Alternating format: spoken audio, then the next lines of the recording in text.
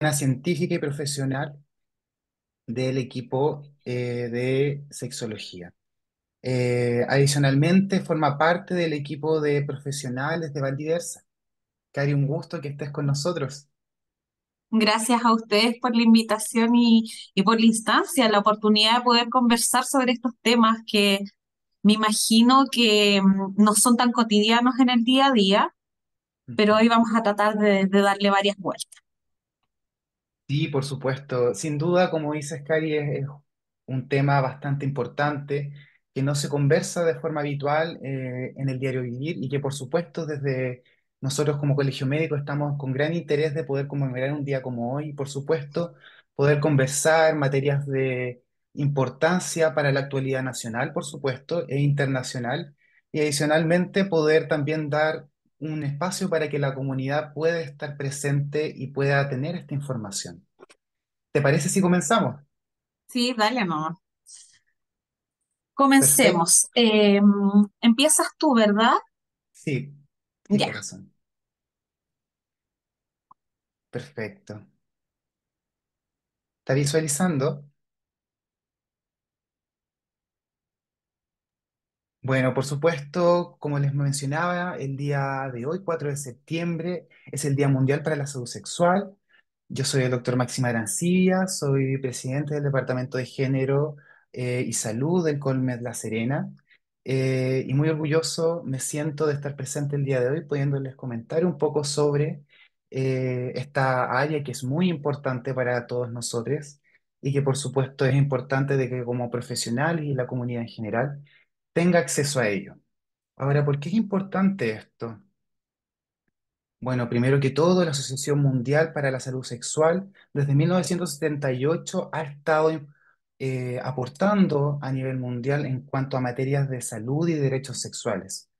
Por supuesto, esto ha sido una organización que, por supuesto, ha facilitado la salud sexual a través de lo que es la educación, la promoción de la salud y, por supuesto, la creación de redes entre diversas organizaciones y dispositivos de salud pública a nivel internacional. Por supuesto, la OMS se encuentra también orientada al apoyo y reconocimiento de esta organización y, por supuesto, vamos a hablar un poco de ello.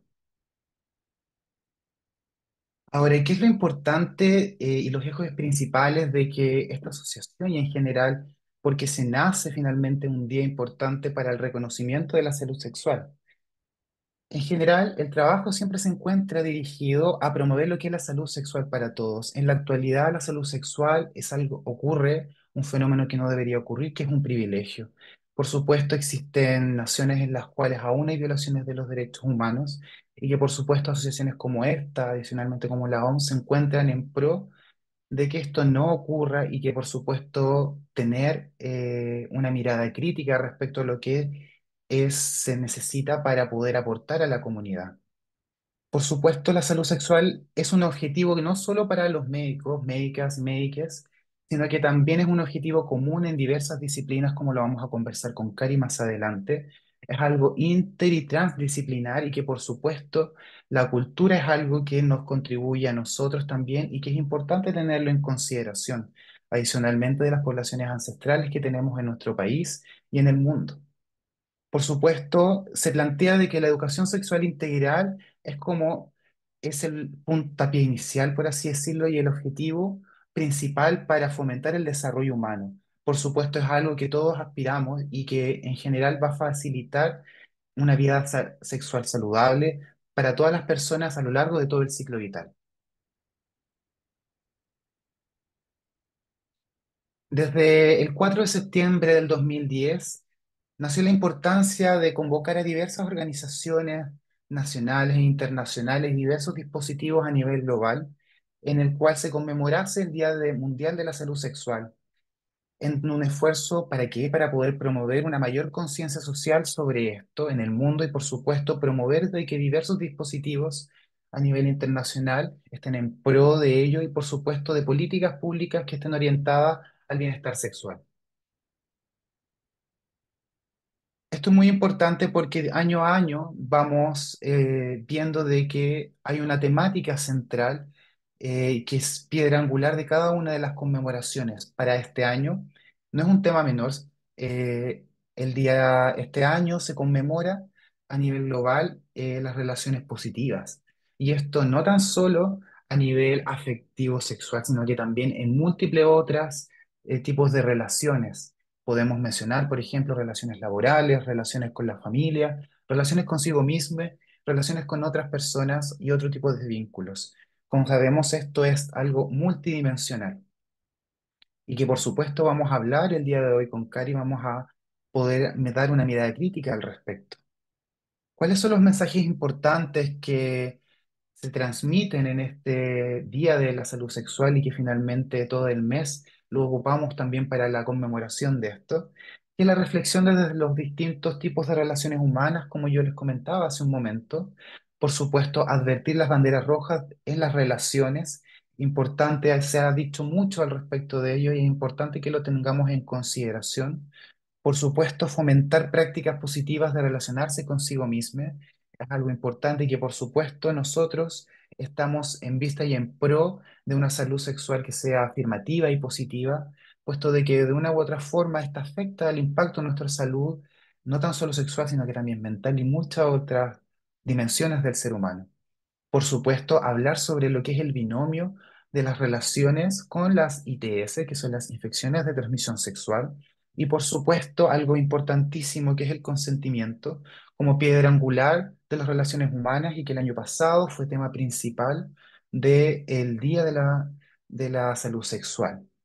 Entonces, hablando de esto y abriendo nuestro debate, me gustaría invitar a nuestra maravillosa panelista, Cari Lemu Álvarez, para que pueda hablarnos un poco y desde su mirada crítica como experta, investigadora en el área, que nos pudiera mencionar un poco de cosas para poder introducirnos. Súper, muchas gracias, Maxim. Voy a compartir pantalla con la presentación que tengo preparada. Ahí está, a ver si la puedo compartir. Y esto ya lo habíamos probado, así que debería funcionar bien. Ahí está. Bueno, primero que todo me gustaría abrir un poco la conversación. Espero que esto no solamente sea algo expositivo, sino que para quienes están en este momento colgados a esta charla, colgadas a esta charla, puedan ir compartiendo sus experiencias, sus dudas y lo vayamos ahí dialogando, ¿vale? Como bien decía Maxim, este año la OAS, la Organización Mundial de la Salud Sexual, determinó que las relaciones positivas iban a ser como el gran tema. Y esto no viene como por algo antojadizo, ¿no? Vemos que en el mundo hay una tensión importante en las relaciones humanas, lo hemos visto a través de expresiones de agresividad, como son algunas guerras localizadas, ¿no? El fenómeno de Ucrania, lo que está pasando en la Franja de Gaza, pero también hemos visto una serie de otras agresiones al mundo LGBT, IQA+, y otras tantas expresiones que nos ponen un poco como en el, bueno, ¿qué está pasando con la humanidad? ¿Qué está pasando con nosotros? Más allá de una mirada filosófica, ¿qué está ocurriendo también con las relaciones humanas? Y efectivamente, si miramos un poco en el entorno, vemos que el estrés, que la salud mental se ha ido deteriorando, hay unos índices bien preocupantes en Latinoamérica, en nuestro país sin duda, por eso también se está promoviendo la ley de salud mental a nivel país. Y bueno, la sexualidad tiene mucho que ver con eso, desde que somos seres mamíferos, desde que somos seres, como también dialogamos desde una antigüedad como primates a nivel genético, como animales, ¿no? Humanos, tenemos las relaciones humanas desde el apego, desde la supervivencia y estos mecanismos de relacionarnos son parte de ello. Entonces la sexualidad tiene que ver con eso y no es solamente esto de las relaciones a nivel psicoemocional o algo que veamos tan etéreo, sino que es parte de nuestros mecanismos de supervivencia. Así que desde ese lugar vamos a empezar a conversar también las relaciones positivas. Aquí puse una cita de alguien muy importante para todo lo que tiene que ver con la investigación respecto a las relaciones humanas, que es Helen Fisher, que falleció hace muy poquitito, y esta también es una manera de honrarla. Ahí les voy a leer. Somos una especie consagrada a la sexualidad. Está presente en nuestras conversaciones, nuestras bromas, nuestras lecturas, nos vestimos en función de ella. A ella nos entregamos con regularidad, tenemos leyendas que las explican, castigos que la controlan, normas que las regulan, y en todas partes a una forma aceptada de cortejo, una forma apropiada de casarse, una razón legítima para divorciarse. Las tradiciones y los comportamientos sexuales impregnan nuestra vida.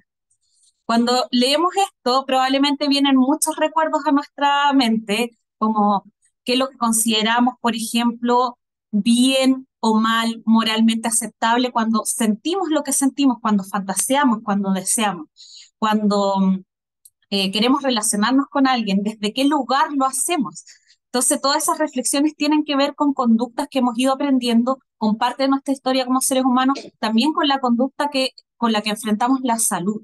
Ya quiero hacer mucho énfasis que la salud no es algo, y así como la medicina, así como la sexología, la terapia ocupacional, etcétera, las ciencias de la salud en general no están desligadas como una ciencia aparte de la conducta y la convivencia humana cotidiana, ¿no? Entonces, claramente, el como, por ejemplo, si una persona que está con sobrecarga de cuidados en su casa con artrosis, no va a ir a la APS tan fácilmente. ¿Por qué? Porque sus relaciones humanas tienen una sobrecarga en ella o en esa persona de cuidados, ¿no? Y eso sobredetermina el que si esa persona le podemos hacer rescate, si puede acceder a las prestaciones de salud. Entonces, desde esas mínimas conductas es que nuestra sexualidad también está involucrada. A lo largo de la historia humana, entonces nos preguntamos, así mismo como estábamos hablando de esta frase maravillosa de Helen Fisher, ¿por qué tanta energía en las relaciones humanas? Porque ¿qué es lo que pasa? Que siempre estamos pensando, que siempre hay canciones, que siempre hay películas que tienen que ver con las relaciones humanas y principalmente con las relaciones sexoafectivas. Como que andamos buscando estas claves, estos tips de cómo relacionarnos mejor, cómo ligar mejor, cómo seducir mejor, cómo mantener una relación estable. Sobre todo, por ejemplo, si hablamos de los sistemas de turno, cómo hacerlo, cómo se involucra las relaciones humanas ahí. Hay un hecho científico, o varios en realidad, y tiene que ver cómo la hembra humana constituye una de las mayores revoluciones sexuales de todas. La hembra humana es capaz de saltarse el periodo de celo, puede excitarse, nos podemos excitar constantemente y podemos tener actividad sexual todos los días de la vida adulta sin importar el periodo de celo que tengamos. Ninguna otra hembra en toda la fórmula sexual puede hacer esto en la naturaleza. Y ese fenómeno es el que ha ido modelando las diferentes conductas y formas de enfrentar el deseo humano, sus diferentes formas, las orientaciones, los afectos y los cuidados, sin duda. Hasta ahí, ¿cómo vamos? ¿Hay alguna reflexión? ¿Alguien quiere a lo mejor decir, refutar este hecho de que las hembras empiezan a constituir estas conductas y cómo eso va permeando las relaciones humanas? Lo dejo ahí abierto, micrófono abierto, a ver si alguien quiere o seguimos. Maxim, no sé si quieres referir algo respecto a eso. No, adelante, adelante. Ok, vamos entonces. ¿Por qué entonces hablamos este año de relaciones positivas? ¿Por qué afectan tanto? ¿Ya? Primero, la sexualidad ha sido aceptada como un aspecto central de la vida humana. Y eso es por la Organización Mundial de la Salud, está consagrado en varios documentos e investigaciones al respecto. Y si bien es cierto, antes se hablaba de la sexualidad como, o quizás en otros momentos desarrollo de la ciencia de la salud, no le pusimos tanto énfasis, lo vemos en los currículos universitarios, lo vemos en cómo lo abordamos también, a veces desde el pudor, incluso en la academia, como algo que fuese parte de la vida moral del ser humano, como algo que fuese parte de la vida individual y privada, y si bien es cierto, tiene un componente importante en la intimidad y en la privacidad, pero la sexualidad es más allá de la actividad sexual, ¿no? Y es parte central porque constituye nuestras conductas de afecto, de apego, de relación, de aceptación propia, de autocuidado. Y entonces a veces la vemos como si fuera como parte de algo accesorio, pero en realidad es algo central. es algo central que va moldeando nuestra forma de enfrentar el mundo y la sociedad. Como diría Hannah Arendt, también desde la esfera privada afecta a la esfera.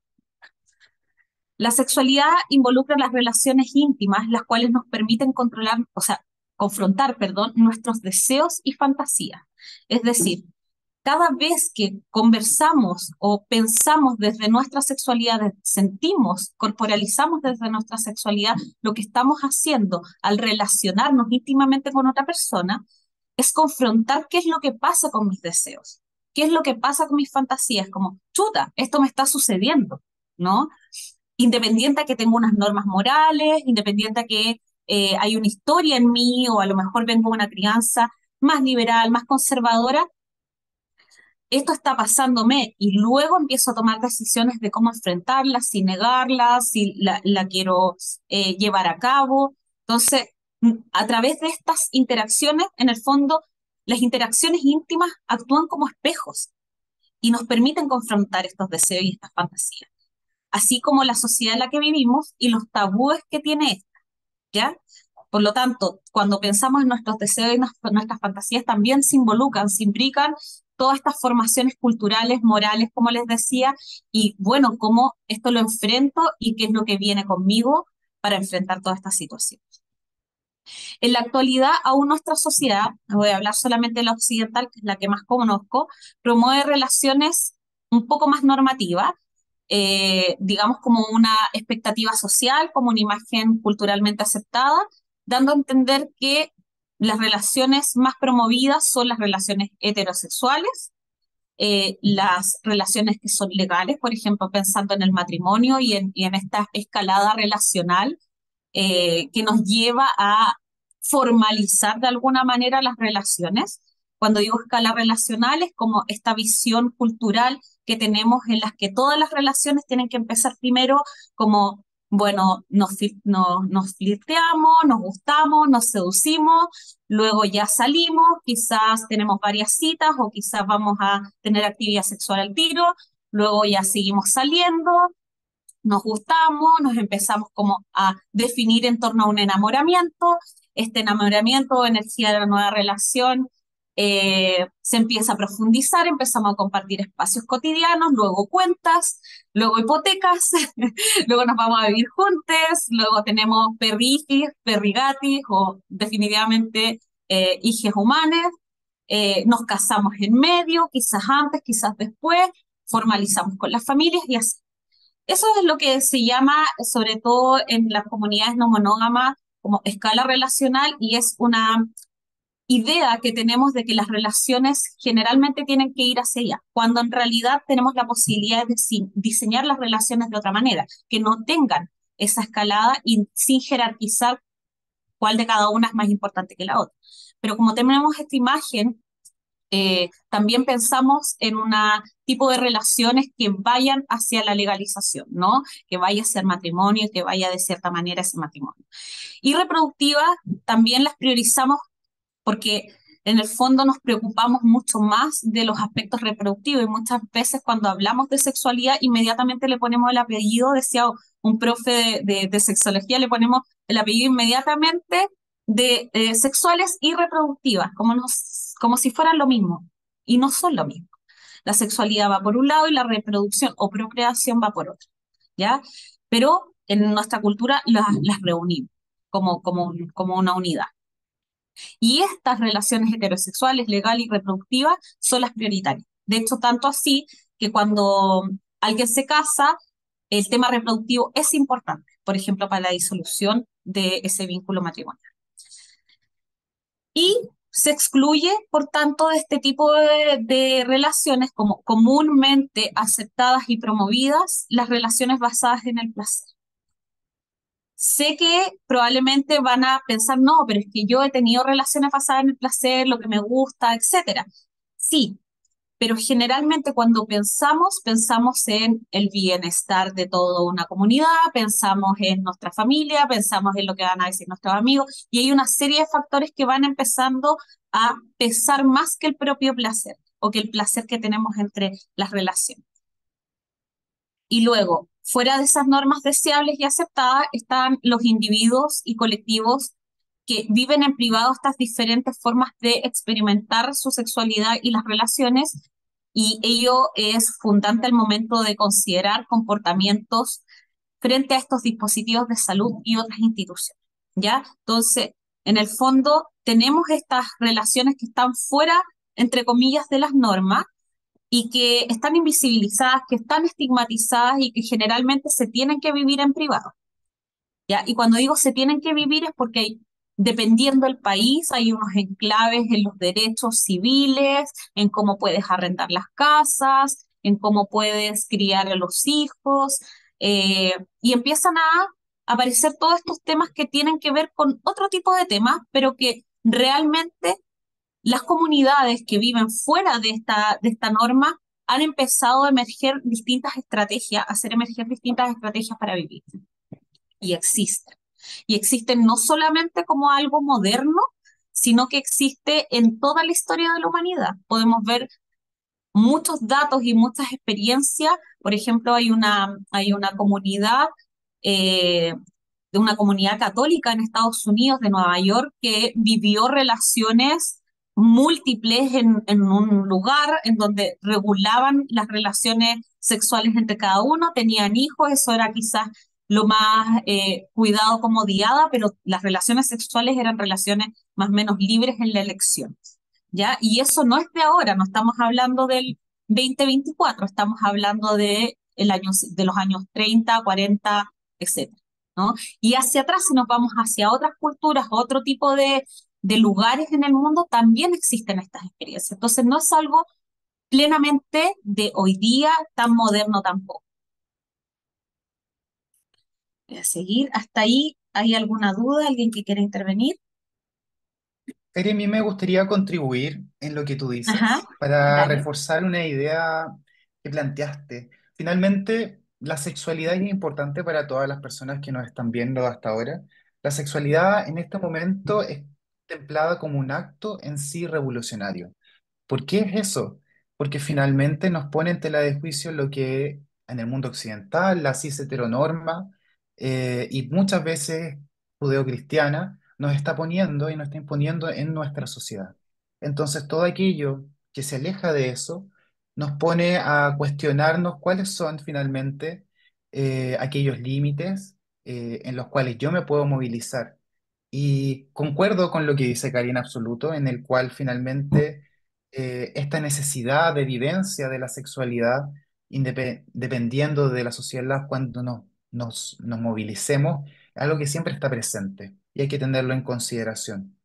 Y adicionalmente reflejar de que esta revolución, que es la sexualidad finalmente, es algo de que en muchos grupos se encuentra limitada, se encuentra agredida, violentada, y es importante también visibilizarlo. Creo que en este día en el cual nosotros estamos conmemorando la salud sexual y las relaciones humanas positivas, es necesario que como profesionales visibilicemos estos otros tipos de vinculaciones o relaciones que existen y que se encuentran allí también dando la batalla, estando presentes. Por supuesto.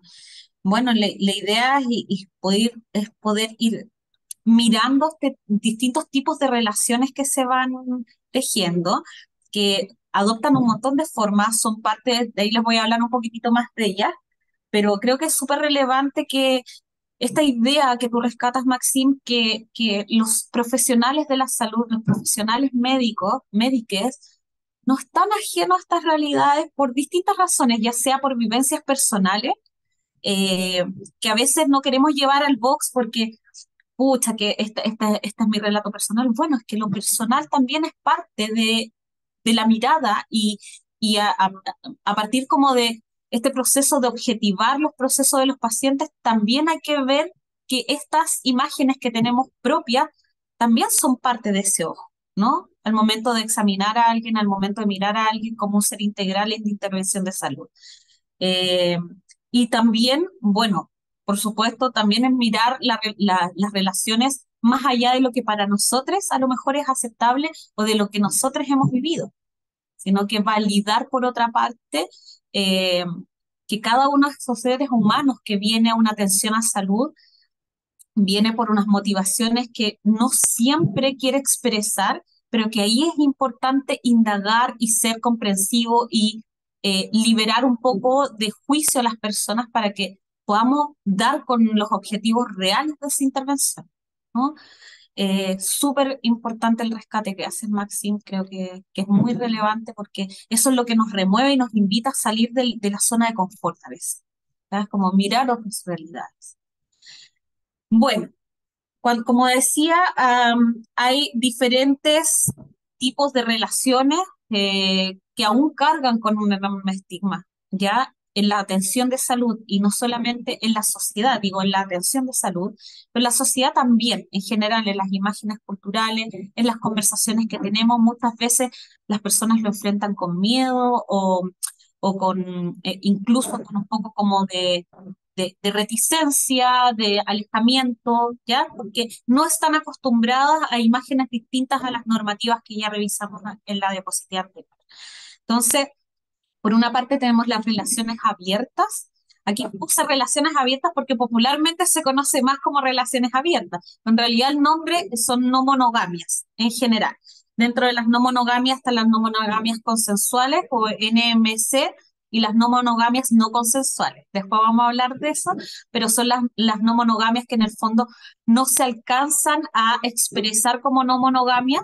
Generalmente las personas le dicen infidelidad a este tipo de relaciones. Yo prefiero nomenclarlas como no monogamias no consensuales porque describe lo que está sucediendo y no enjuicia a propósito de la carga moral que tiene la infidelidad en la sociedad occidental. Entonces, eso por una parte. Por otra parte, tenemos el BDSM, ya que es una sigla que significa bondad, dominación, sumisión y sadomasoquismo, y masoquismo, por supuesto. Eh, y es un tipo de, se me va, espero que no se me cierre todo.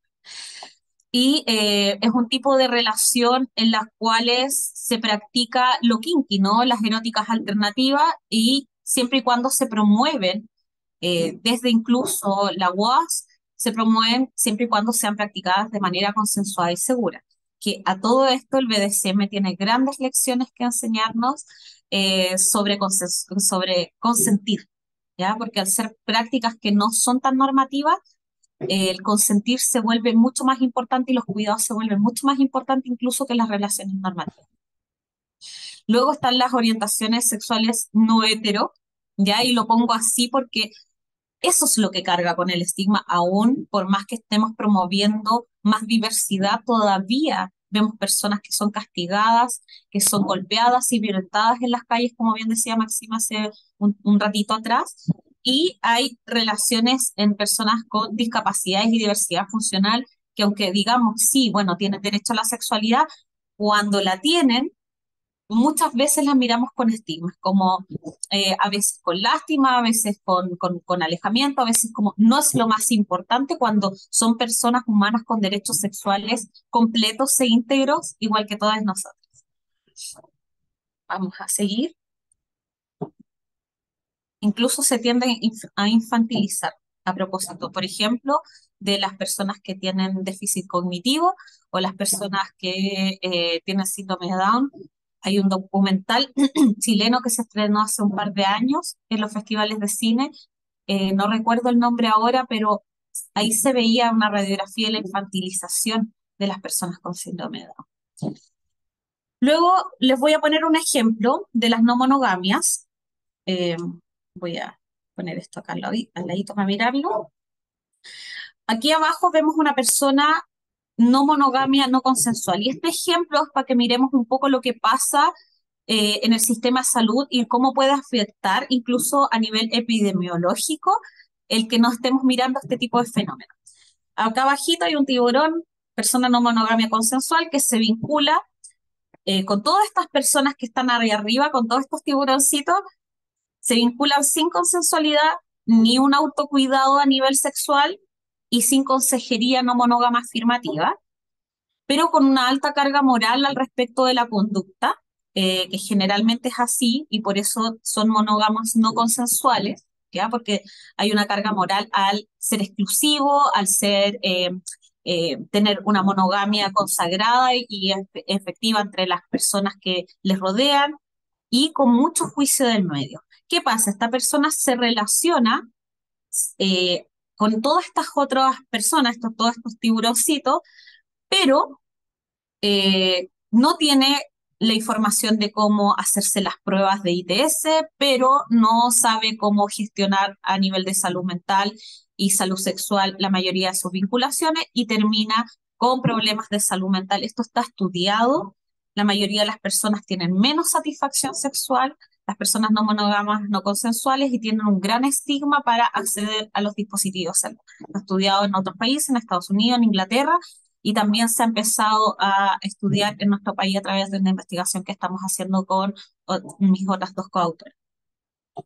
Y luego, por otra parte, tenemos las personas de no monogamia consensual que se vinculan con una comunidad no monógama, con consejería afirmativa, con política de cuidado y disminuyendo la carga moral y sin juicios de valor. Estas personas disfrutan de sus relaciones, se vinculan desde el cuidado, han hecho una ética de la promiscuidad, ¿ya?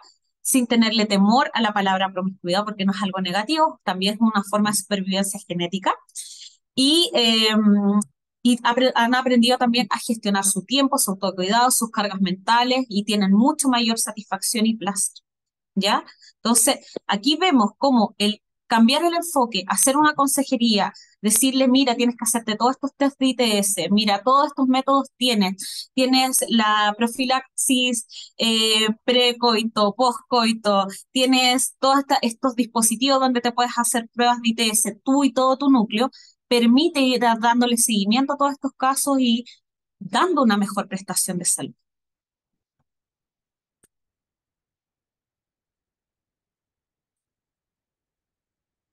Luego veamos lo que sucede en el ejemplo. Tenemos temas asociados de salud mental, tenemos temas asociados a las ITS, tenemos un sistema de salud autolimitado, cuando en el caso de las no monogamias no consensuales y autolimitado porque no nos hemos ido formando alrededor de este tipo de temática, excepto por esta hermosa iniciativa que está, en la que estamos hoy día. Y hay un enorme estigma social, fobia y mucha doxa. Lamentablemente hay mucha opinión que no viene con afirmaciones científicas, sino que viene de una carga moral que a veces traen algunos agentes de salud o los dispositivos clínicos o las políticas públicas. ¿Ya? Entonces, todo eso es donde hay que empezar a afectar para cambiar la realidad y hacer relaciones más positivas. Y entonces ahí el enfoque sexo positivo, enfrentándose al enfoque sexo negativo, es fundamental. Ahí abajo les puse la referencia de un paper que está súper bueno, que tiene que ver justamente con enfrentar la consejería, enfrentar a nivel dispositivo con sexo positividad y qué tipo de cosas positivas a sí mismo trae para tanto las personas que se atienden como para las personas que están atendiendo. Entonces, por una parte tenemos la sexopositividad, el sexo es bueno, es saludable, es natural, y por otra parte el sexo negativo es el sexo es malo, es sucio, está mal, es pecaminoso, ¿no? Son dos enfoques totalmente diferentes en polos opuestos. Y aquí, desde también la Organización Mundial de la Salud Sexual, vemos que los enfoques sexopositivos no solamente porque es algo que sintamos que es así, sino que porque hay datos, hay estudios, hay unos cursos muy buenos que han ido haciendo la UAS desde, también en conjunto con la Organización Mundial de la Salud para ir viendo la metadata de cómo va afectando la política pública cuando se enfocada desde el placer y la afectación que van teniendo distintos países cuando la educación sexual se hace desde esos enfoques y cuando, por supuesto, la prestación de salud se hace desde esos enfoques, ¿ya? Entonces, vemos que desde el enfoque sexopositivo en relaciones, las relaciones son parte de un espectro de orientaciones relacionales, pueden diseñarse para aumentar nuestra satisfacción, proteger nuestra salud mental y emocional, para desarrollar nuevas habilidades.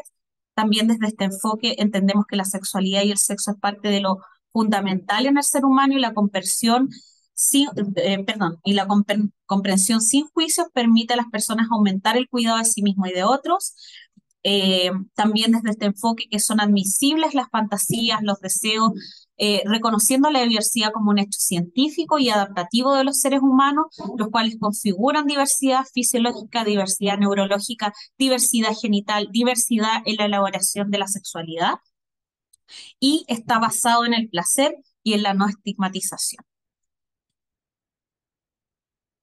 Evidencias que hay sobre cuáles son los efectos de enfrentar las no monogamias, por ejemplo, que es mi tema de investigación y como también, ¿por qué no decirlo? Es parte de mi vida.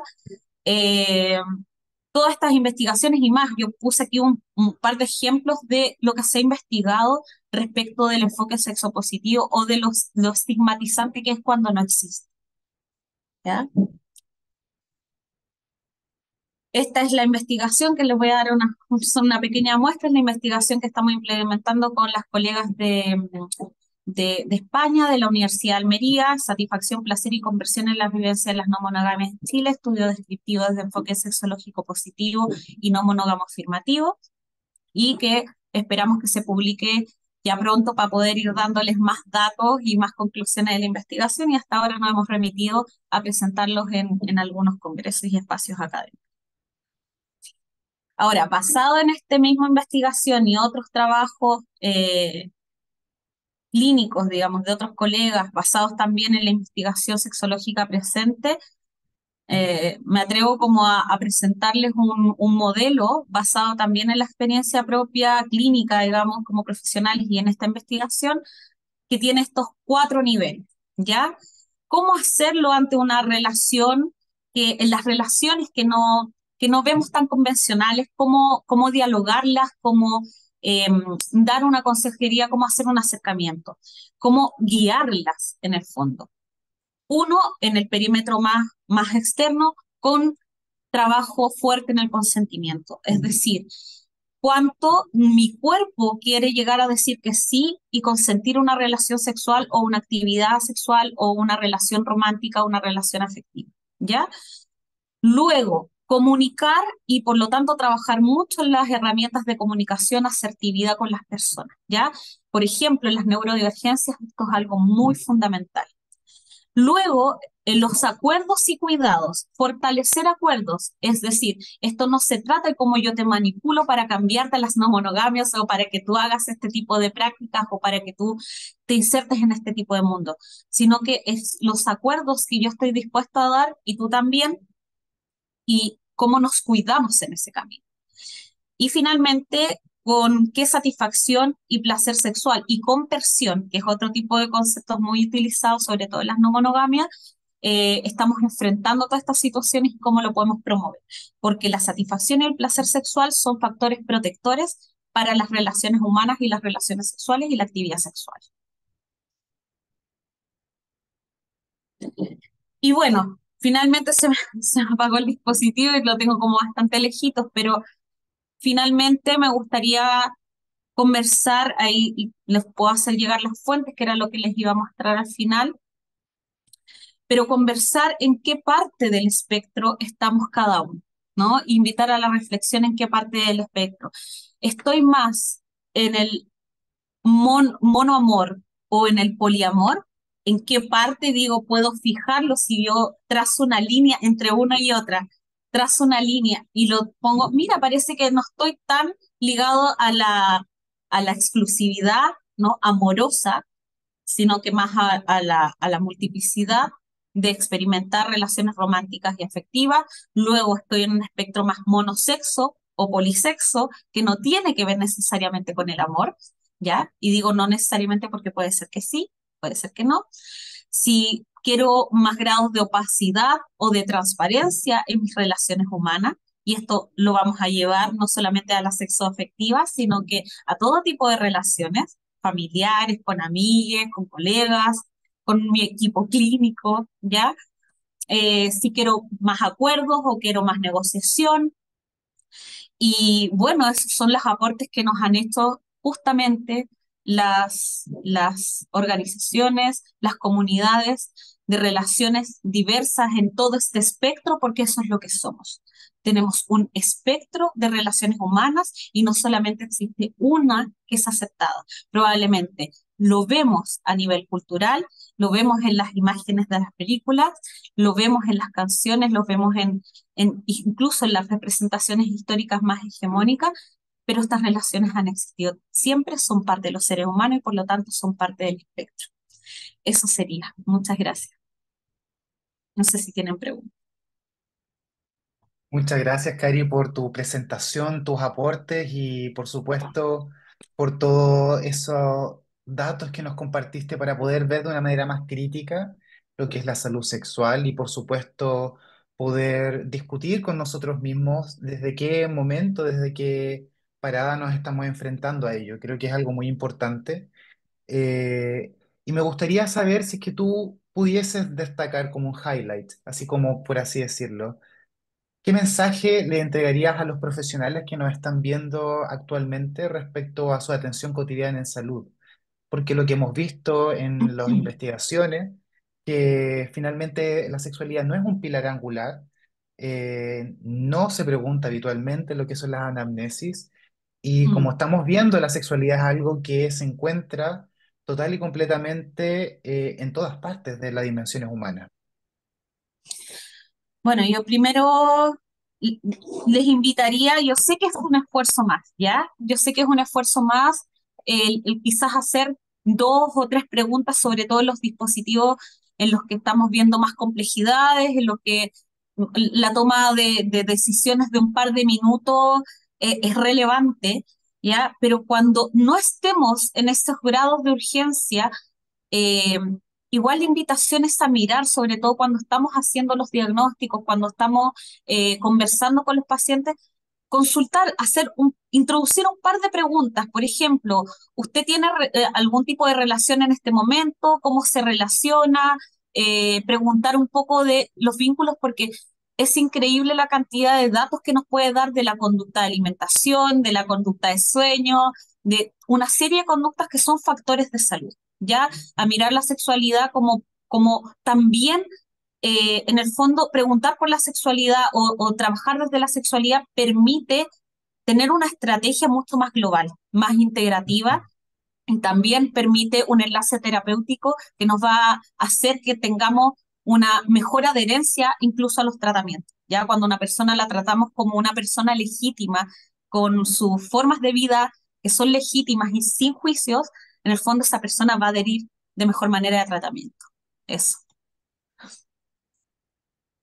Qué importante lo que dices, Cari. Creo que como profesional es importante para aquellas personas que son profesionales y no tienen áreas de expertise en lo que es sexualidad, sexología, es importante introducir esto que nos dice Cari porque finalmente es algo que se encuentra presente y que nos va a aportar datos de gran relevancia para tomar conductas clínicas que, bueno, es importante como lo hemos visto en los estudios que nos ha presentado.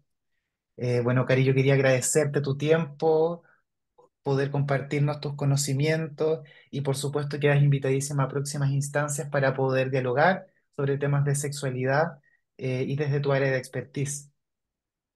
Muchas gracias. Cuando quieran, yo feliz. Aquí di una pincelada muy general porque en verdad si nos vamos a cada una de las minucias, por ejemplo, de las no monogamias, tenemos un paro gigante. Lo mismo pasa con eh, las relaciones eróticas alternativas, ¿no? Que hay un montón de prácticas y que, insisto, a lo mejor desde estas pinceladas generales no se ve tanto la minucia cotidiana de cada uno de los casos, pero se puede ir desglosando en cómo estos van siendo factores de salud y factores de salud que se están promoviendo a nivel mundial, porque las personas no están acudiendo muchas veces a los dispositivos de salud justamente para no ser estigmatizados. Y eso es importante, eso, derribar barreras. Así que muchas Muchas gracias a ustedes por el espacio. gracias a ti, Cari, por parte del Colegio Médico, en especial del Regional La Serena y del Departamento de Género y Salud, del cual yo pertenezco. Te agradecemos la instancia y esperamos verte pronto. Muchas gracias. Que estén muy bien. Chao. Hasta luego.